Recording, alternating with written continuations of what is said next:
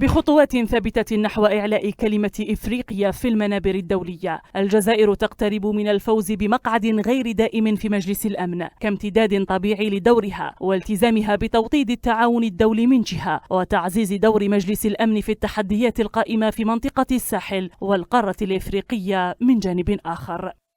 بطبيعة الحال كل المؤشرات تدل على أن الجزائر قريبة من عضوية مجلس الأمن نظرا لوجود دعم كبير من مختلف المنظمات الإقليمية المعروفة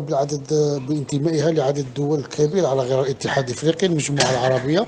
وكذلك حركة عدم الانحياز التي تشكل هي المنظمة الثانية من حيث انخراط عدد الدول فيها، وبالتالي بعملية حسابية فالجزائر استطاعت أن تحصد الكثير من الأصوات من مختلف المنظمات الإقليمية الدولية. حراك دولي كبير تقوده الجزائر للحصول على عضوية غير دائمة في مجلس الأمن للمرة الرابعة في تاريخها، سلسلة مكثفة من اللقاءات يجريها وزير الخارجية أحمد عطاف في أروقة الأمم المتحدة لحشد الدعم من أجل انتخاب الجزائر للعضوية خلال الفترة 2024-2025، وهي الغاية التي تبدو في المتناول بالنظر إلى العدد الكبير من الدول التي طالما دعمتها الجزائر.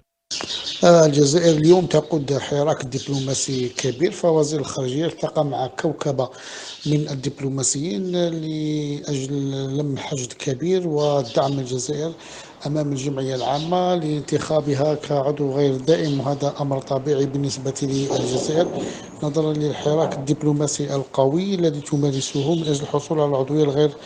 دائمة. في ذات السياق لا ننسى أن الجزائر قد تحصلت على عضوية مجلس حقوق الإنسان التابع للأمم المتحدة، وهذا يعطي لنا مؤشر حول حظوظ الجزائر الكبيرة في مثل هذه الهيئات الدولية المهمة. تحظى الجزائر بحسب بيان لوزارة الخارجية بدعم وتزكية كل من الاتحاد الإفريقي وجامعة الدول العربية ومنظمة التعاون الإسلامي في هذه الانتخابات، إضافة إلى دعم العديد من الدول الشقيقة والصديقة.